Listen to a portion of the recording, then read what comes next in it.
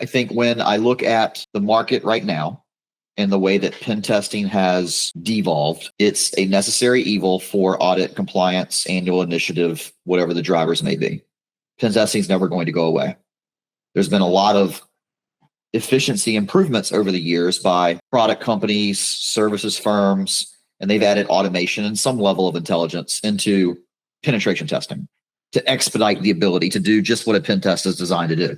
The problem with today's pen testing, whether it's automated or manual, is it's very vulnerability centric. And by that, you're literally validating if an organization is properly doing vulnerability management and device hardening, configuration management, whatever you want to call it. And essentially, you're paying someone to come in as an auditor or an attacker and run some tools, identify vulnerabilities, identify misconfigurations, and validate they exist. And typically validation is done with some level of exploit.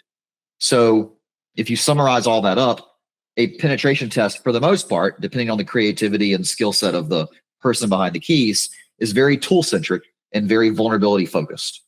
So you get this market that we've kind of created where they are paying for a service that's designed to validate if you're patching correctly and if you're hardening correctly. And you're paying someone to essentially prove that a vulnerability is real because an exploit that's out there works.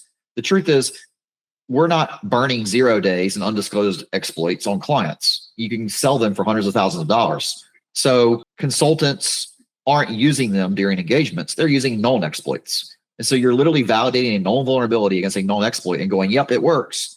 And then you measure some level of impact on that particular host or in that environment because now you have a successful exploit. The progression of the industry has really moved us into a position where customers want to have more visibility into what an attacker is doing in their environment. Not a pen tester, not an auditor.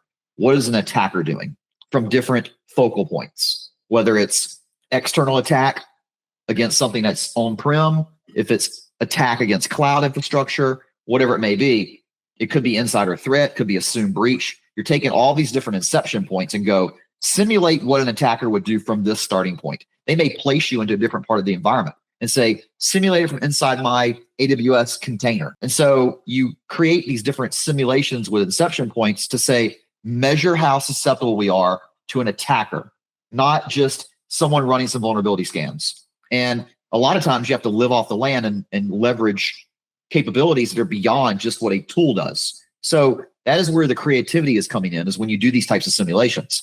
What we found is clients benefit much more when they get a chance to ride side saddle in these engagements and really collaborate with us as jacks of all trades, not just, I know how to run some tools and validate vulnerabilities and run exploits and go, hey, I popped a box. They really want to see how we think, how we move through an environment, what we discover about the environment, how we stay off the radar and bypass certain tools and really use offensive tactics, not run an exploit. I expect tools in our environment to detect when an exploit is run. That's what EDR is for. That's what, these intelligent, agents that we have deployed across the environment, whether it's monitoring network traffic, monitoring peer-to-peer connections, monitoring log ingestions and SIMs and SOAR products. And so I expect these tools to work in a reactive way. But if we're trying to move the needle in an environment, we want to say, simulate an attacker from different points, leverage capabilities beyond what a tool can do. And I want to have firsthand experience with this. I want to ride side saddle with you. And so clients want to have that level of collaboration. And so you can call it a pen test, you can call it a red team, you can call it an assumed breach, many different names to call the same service. The value is the client exposed to these activities that are occurring during these different exercises? And then the second part of this that often gets left untouched is real-time identification of issues and gaps and visibility and response, which is where you move from reactive to proactive. And by building an environment that's more proactive, you can anticipate what these attacks are doing. And so as a defender, I can see that when you start doing brute forcing, even though you haven't landed an account, there's indicators of that activity. I can see that you're investigating my network or investigating shares or investigating, particular applications. And we have some level of alerting on that activity to say, this is indicative of what an attack would look like. Much different than running tools and finding vulnerabilities. So what we're finding is clients have much better value and the program gets a faster improvement. The whole methodology is more efficient when clients are involved in both the offensive exercises and the defensive improvements. Improvements could be tuning the tools you have, could be educating the operators of those tools to get them more comfortable. It could be deploying new technology that you may have gaps in what you have currently. Maybe you're missing a certain piece to the model. And so you get a chance to really evaluate the tech stack, which is traditionally what a purple team does. But purple teams often are very isolated. They happen down the line after some attack is done or a pen test was completed. And on the other side of the fence is a pen test with a stack of information that someone has to digest now and go, okay, what do we really need to fix versus what was a vulnerability? And next month, we're going to have new vulnerabilities. And so the separators between traditional pen testing and these collaborative simulations, if you want to call them that, is night and day because clients get a firsthand experience of what's happening. They're allowed to ask questions and collaborate throughout the engagement. So it's very, gray box, if you will, and not just call me in a week when the pen test is done and I'll read the report. So clients get a chance to be very informed. You also get a chance to transfer that level of knowledge over to whoever's part of the conversation. And if it's a certain type of exercise where they want to measure the likelihood of how well something gets responded to in real life, they can kind of keep one foot on both sides of the fence and say, I know the attacks are happening. I know what the results of those attacks were, and I can monitor my defensive team to see, are they responding the right way? Noted. We need to improve response now. Noted. That tool missed it. Whether the team knows the activity is happening or not is irrelevant. They get a chance to be that liaison between both sides of offense and defense. And that allows a program to move forward much quicker. Some fun ways to do, like giving clients ride-alongs, ticket to the party.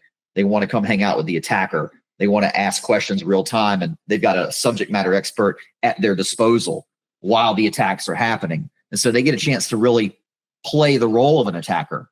And so you're almost giving them like a ride along, right? It's a ticket to the party. They get a Wonka ticket, right? Mm-hmm. Everyone wants to come hang out with the attacker and see the cool, James Bond shit and what really happens and what doesn't, because mm-hmm. Hollywood makes it look much different. But I think it's indicative of what we've always found with our customers is they want to hang out with us. They want to be part of what we're doing. And this gives them a front row seat to the party. They are the trusted agent because they're on the white team.